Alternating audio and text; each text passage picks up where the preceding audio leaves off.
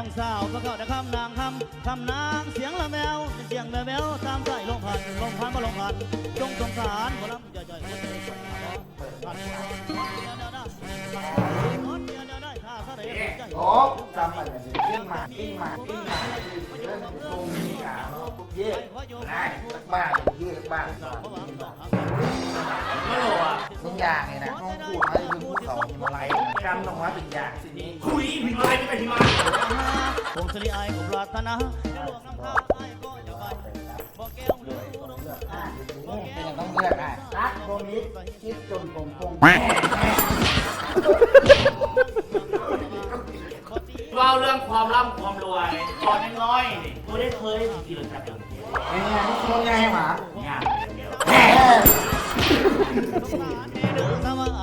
สงสารแน่เด้อสวัสดิ์สมัยความรอต่อห้องให้อลิเลี้ยวเอื้อมหัว有你有我有情有生有死有義ไอ้แค่เล่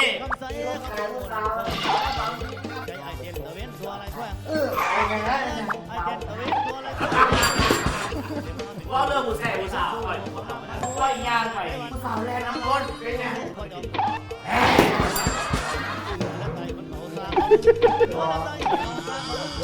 ตาฟื้นยังโมเป็นตาได้ใจวังสั่งทางมาหวังพวกเราเคยใส่ได้ใจอ้ายหักจริงไอ้เก่งอย่างนี้จริงเฮ้ยปังเฮ้ยทานเมาจะต้องถึงแล้วมาคือจับหนึ่งครู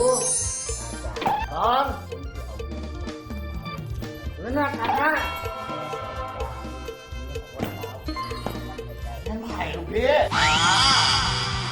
俺の伝説はそう簡単に崩せやしないぜ全日本ゴールデントリオだいじゃあ記者様電話切っちゃったこと怒ってるんですか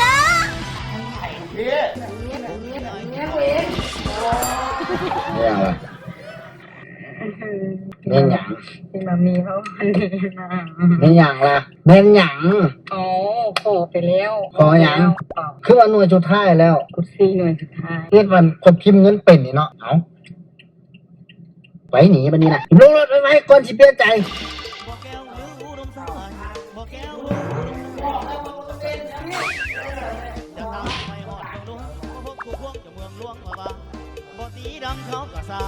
บ่ตีดำเขากะสร้างกะซอกเอานางอยู่